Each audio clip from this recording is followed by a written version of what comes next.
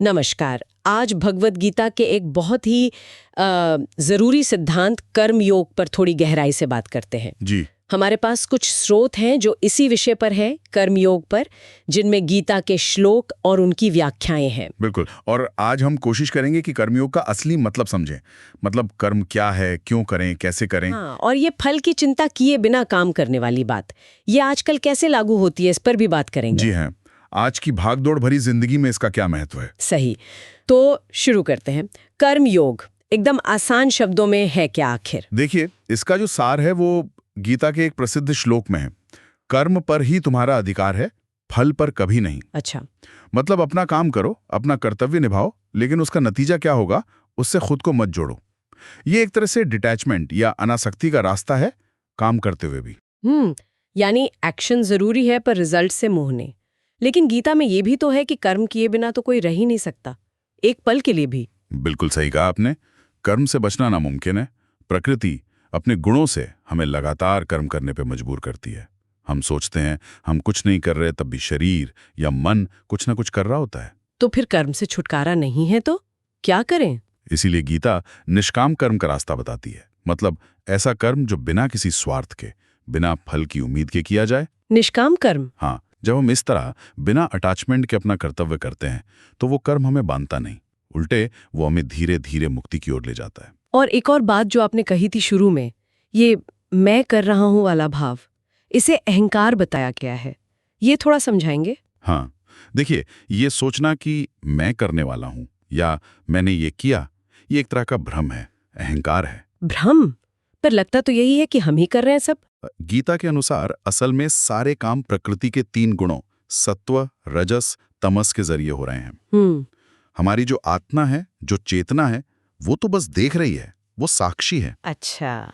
तो ये जो कर्तापन का अभिमान है, इसे छोड़ना भी कर्मयोग का एक बहुत जरूरी हिस्सा है। ठीक है, पर अगर आत्मा सिर्फ साक्षी है और कर्म प्रकृति करवा रही है, तो फिर इंसान पाप या गलत काम क्यों कर बैठता है? अर्जुन ने भी कुछ ऐसा ही पूछा था ना? हाँ बिल्कुल, अर्जुन का यही सवाल था हम्म। कि न चाहते हुए भी कौन है जो मुझसे पाप करवाता है। और श्री कृष्ण का जवाब क्या था? श्री कृष्ण कहते हैं काम और क्रोध। काम और क्रोध। हाँ, यानी बहुत तीव्र इच्छाएं, वासनाएं और गुस्सा, ये रजोगुण से पैदा होते हैं। मतलब पैशन, एक्टिविटी वाली ऊर्जा से।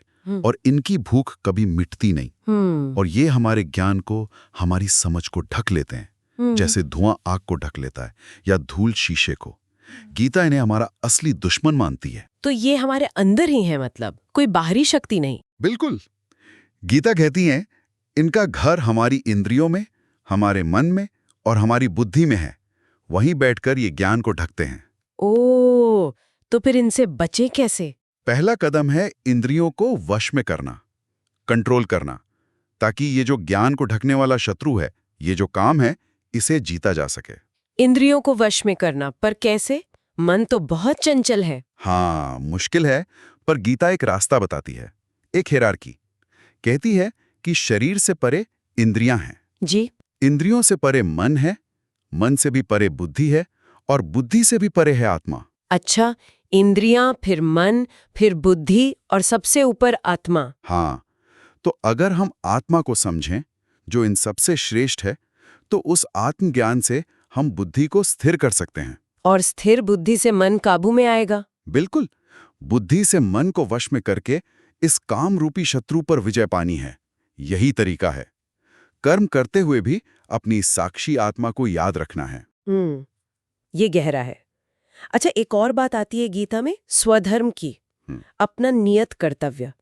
इस पे भी जोर है काफी। जी हाँ, गीता कहती है कि अपना स्वाभाविक कर्म, अपना स्वधर्म, भले ही वो थोड़ा कम परफेक्ट लगे, उसे निभाना ज्यादा जरूरी है।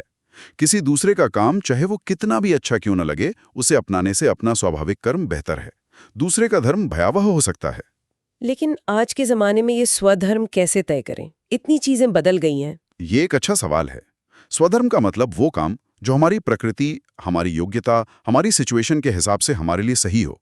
इसे पहचानना होता है और फिर उसे ही निभाना है। और आजकल की जो इतनी स्ट्रेस वाली लाइफ है, उसमें ये कर्मयोग का सिद्धांत कैसे मदद कर सकता है? बहुत मदद कर सकता है। देखिए, चाहे ऑफिस हो या घर, अगर हम रिजल्ट की टेंशन छोड़ दें, हाँ, और बस अपने काम पर फोकस करें, पूरी ईमानदारी से और समता भाव से करें। मतलब सफलता मिले या असफलता, मन शांत रहे। जैसा गीता कहती हैं, योगस्थः कुरु कर्मणि, योग में स्थित होकर कर्म करो। तो इससे मेंटल पीस मिलेगा? बिल्कुल। मानसिक शांति, स्थिरता, ये सिर्फ कोई फिलॉसफी नहीं है, ये जीने का एक प्रैक्टिकल तरीका है। तो कुल मिलाकर बात ये हुई कि कर्म तो करना ही है, उससे भागना नहीं है। जी। लेकिन फल की आसक्ति और ये मैं कर रहा हूं वाला अहंकार, इनसे बचकर। हाँ, और अपने अंदर के असली दुश्मनों को पहचानना है, काम और क्रोध।